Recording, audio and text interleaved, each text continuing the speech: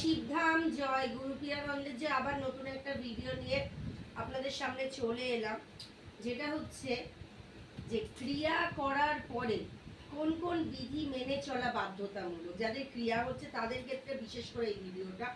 ক্রিয়া বলতে কি বোঝায়? ক্রিয়া হচ্ছে ভূত প্রেত কাটানোর যে বিষয়টা থাকে সেটাকে ক্রিয়া বলে। অর্থাৎ আপনারা যেটা দেখেছেন লেবু দিয়ে গুরুদেব যে ক্রিয়াটি করায় সেটাকে ক্রিয়া বলে। অশুভ শক্তি কাটানো, অশুভ শক্তিকে শরীর থেকে রিমুভ করা, বের করাকে ক্রিয়া বলে।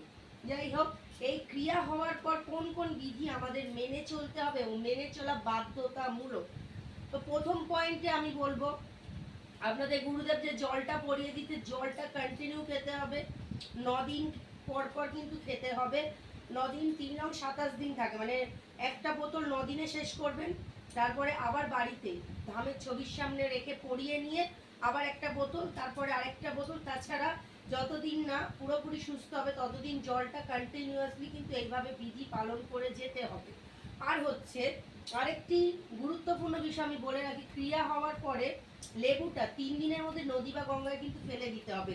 অর্থাৎ আজকের যদি ধরুন ক্রিয়া হয় তাহলে আজকের একদিন, কালকের 2 দিন, পরশু 3 দিন, 3 দিনের মধ্যে, 3 দিনের পরে নয়, 3 দিনের মধ্যে লেবুটিকে প্লাস্টিক সমেত যেরকম গুরুদেব দেয় সেই রকমই কিন্তু নদী বা গঙ্গাতে ফেলে দিতে হবে। যখন ফেলতে যাবেন সোজা ফেলে আবার যখন পেছন ঘুরে রিটার্নে আসবেন তখন কিন্তু আর লেবুটা যে ফেলেছেন পেছন ঘুরে আর তাকাবেন না নদীর দিকে, বুঝলেন? আর হচ্ছে পুকুরে কিন্তু ভুলেও ফেলবেন না। এই নিয়মগুলো ভুল করলে কিন্তু অনেক বড় ক্ষতি হয়ে যেতে পারে। অনেকে ভাবে পুকুরে ফেলবো না, পুকুরে ফেললে কিন্তু আপনার যে নেগেটিভিটিটা রিমুভ হয় সেটা কিন্তু পুরোপুরি কাটবে না, আরো অনেক রকম সমস্যার সৃষ্টি হবে। তো এই ভুলটা করবেন না। হয়ে গেল এটা। আরেকটি পয়েন্ট হচ্ছে অখণ্ডযোগ দীপদান বিধি। অখণ্ডযোগ দীপদান বিধি কিন্তু যাদের ক্রিয়া হচ্ছে, এমনকি যাদের ক্রিয়া হচ্ছে না তারা তো করবে, প্লাস যাদের ক্রিয়া হচ্ছে তাদের অবশ্যই অবশ্যই অখণ্ডযোগ দীপদান বিধি কিন্তু করতেই হবে। অখণ্ডযোগ দীপদান বিধি হচ্ছে ঘিয়ের প্রদীপ 40 মিনিট জ্বালতে হবে। সেটা হচ্ছে আপনারা যে কোনো প্রদীপেই করতে পারেন, আর যে কোনো দিন থেকে নিয়মটা শুরু করতে পারেন। মাটির হোক পেতলের হোক যে কোনো প্রদীপে করতে পারেন, এবং একদম সরাসরি একদম মাটিতে রেখে কিন্তু প্রদীপটা করবেন না, কোনো উঁচু জায়গায় বা প্রদীপের স্ট্যান্ডের উপর রেখে আপনাদেরকে ঘি দিতে হবে এবং প্রদীপটা জেলে দিতে হবে। 40 মিনিট জেলে রাখতে হবে। 40 মিনিট হয়ে যাওয়ার পরে সেই জ্বলন্ত প্রদীপ থেকে ঘিটা নিয়ে যেখানে যেখানে ব্যথা সমস্যা, বিশেষ করে যাদের ক্রিয়া হচ্ছে তাদের তো করতেই হবে, সেই জায়গায় লাগাতে হবে। পায়ের তলায় বাদ দিয়ে যেসব জায়গায় সমস্যা রয়েছে লাগাতে হবে, এবং অখণ্ডের তাপটা শরীরের মধ্যে কিন্তু অবশ্যই দেবেন। আর হচ্ছে অখণ্ড জোতটা যখন আপনাদের হয়ে যাবে সেই ঘিটা নিয়ে আপনারা খাবারের সাথে খেতে পারবেন। তো আপনাদের যদি ধরুন বাড়িতে নিরামিষ দিনে তো অবশ্যই খাবেন, যদি কোনো কারণে দেখা যায় আমিষ হয়েছে তো অবশ্যই অল্প একটু সাদা ভাত বা রুটির সাথে আগে প্রথমে খেয়ে নেবেন ঘিটাকে, তারপরে অন্যান্য খাবার খাবেন, ঠিক আছে? আমিষ জাতীয় কোনো কিছুর সাথে কিন্তু ঘিটা খাবেন না।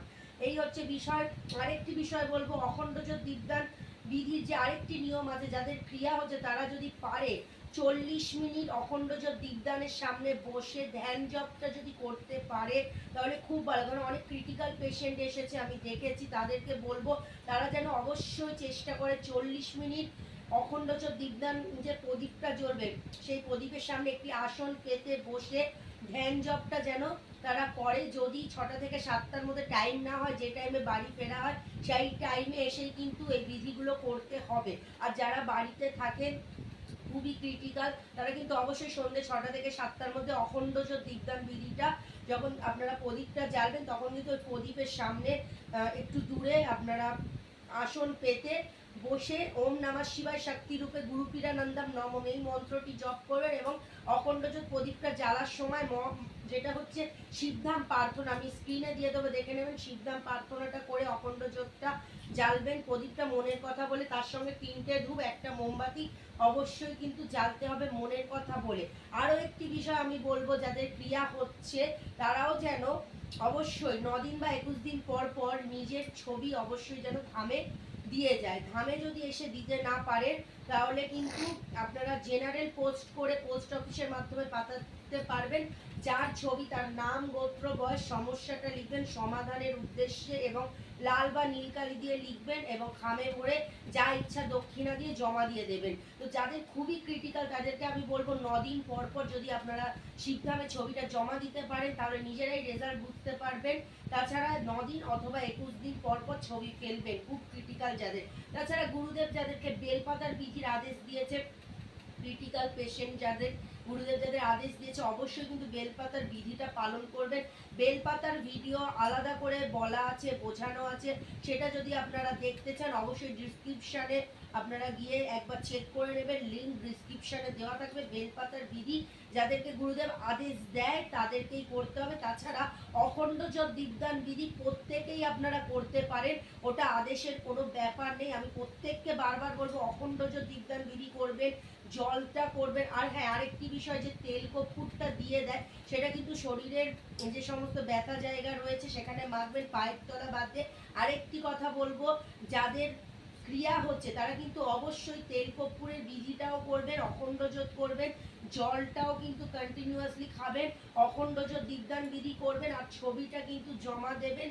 আর যদি সম্ভব হয় যেদিন ক্রিয়া করাতে এসেছেন সেদিন যদি পারেন তো অবশ্যই কবচটা কিন্তু নিয়ে নেবেন দেহ বন্ধনের জন্য, কারণ অশুভ শক্তির ব্যাপার থাকে।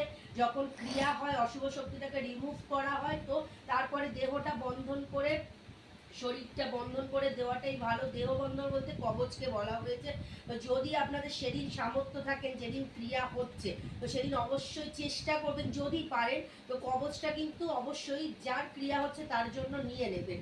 আর যদি সেদিন না পারেন চেষ্টা করবেন 21 দিনের মধ্যে যার ক্রিয়া হয়েছে তার কবচটা আগে করবেন ক্রিয়ার ক্ষেত্রে বলছি। তাছাড়া গুরুদেব তো বাদ বাকি সবকিছু আদেশ দেয়, সমস্তটাই করে নেবেন, তবে সবার আগে যাদের ক্রিয়া হচ্ছে তাদেরকে কিন্তু অবশ্যই কবচ আর যদি পারেন গৃহবন্ধনটা করে নেবেন। এই দুটো সবার আগে করে নেবেন। একান্তই যদি না পারেন তাহলে একটা আগে কবচটা কিন্তু সবার আগে করবেন, আর যদি দুটো পারেন কবচ গৃহবন্ধন দুটো সেই দিনে যদি সামর্থ্য থাকে নেবেন, নাহলে 21 দিনের মধ্যে ক্রিয়া করা ব্যক্তির জন্য ওই বন্ধন দুটি অবশ্যই চেষ্টা করবেন নিয়ে নেওয়া। তাছাড়া বাকি যে বন্ধনগুলো রয়েছে সেগুলো তো আস্তে আস্তে করে অবশ্যই নেবেন সামর্থ্য অনুযায়ী। যাদের সেদিন সামর্থ্য থাকে তারা পুরোটাই নিয়ে নেয়, আর যারা পারে না তারা আস্তে আস্তে যা যা গুরুদেব বলছে আস্তে আস্তে করিয়ে নেওয়ার চেষ্টা কিন্তু করবেন।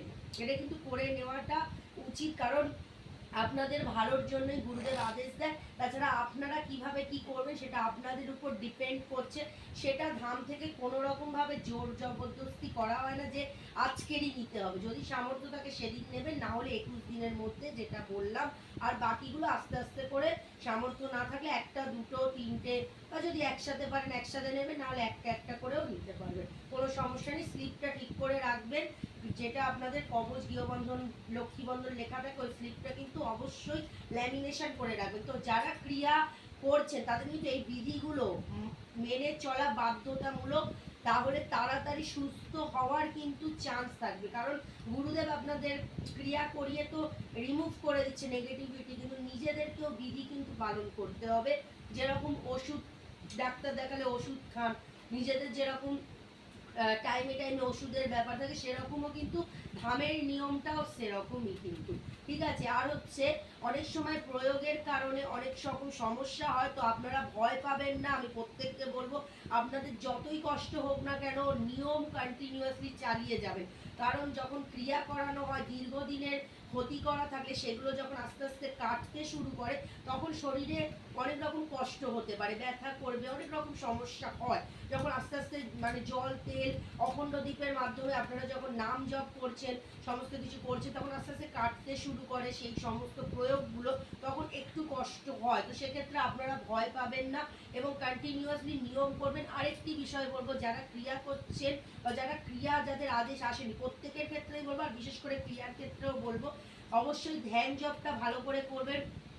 রাত্রেবেলা ঘুমাতে যাওয়ার আগে কিন্তু ওম নমঃ শিবায় শক্তি রূপে মহামন্ত্র যে জপটা রয়েছে ওটা কিন্তু ঘুমাতে যাওয়ার আগে করবেন এবং সারাদিন যতবার পারবেন ততবার করবেন। যা তাছাড়া গুরুদেবের যা মন্ত্র রয়েছে সেগুলো তো করবেন, কিন্তু মহামন্ত্রটা বেশি বেশি করে জপ করার চেষ্টা করবেন। এবং রাতে ঘুমাতে যাওয়ার আগে অবশ্যই 108 বার তো করতেই হবে, যদি তার বেশি পারেন। যাদের ক্রিয়া হচ্ছে তাদের কিন্তু অবশ্যই ঘুমাতে যাওয়ার আগে করতেই হবে। আর যাদের হচ্ছে না তারা যদি করেন প্রত্যেকের ক্ষেত্রেই খুবই ভালো, বিশেষ করে ক্রিয়ার যারা ব্যক্তি রয়েছেন অশুভ শক্তি যাদের কাটানো হচ্ছে তাদের কিন্তু অবশ্যই অবশ্যই নাম জপটাও ভালো করে করতে হবে। ঘুমাতে যাওয়ার আগে কিন্তু অবশ্যই করবেন, আর সারাদিন যতবার পারবেন মানসিক জপ করবেন। তাহলে আপনারা বুঝতে পারলেন এই যে বিধিগুলো আমি বলে দিলাম, এগুলো কিন্তু আমি নিজেও করেছি, সেই কারণেই আপনাদেরকে বলছি। আমি কিভাবে সুস্থ হয়েছিলাম সেই ভিডিও যদি জানতে চান বা শুনতে চান আমি কি কি বিধি করেছিলাম, তাহলে অবশ্যই আমাকে কমেন্টস করবেন। নেক্সট ভিডিওতে আমি আমার জীবনে ক্রিয়ার পরে কি বিধি আমি পালন করেছিলাম সেটা আপনাদেরকে বলবো। তো জয় শিবধাম, জয় গুরু পীরানন্দের জয়। সবাই সুস্থ থাকুন, ভালো থাকুন। নেক্সট ভিডিও আসা অব্দি অপেক্ষা করুন। জয় শিবধাম, জয় গুরু পীরানন্দের জয়।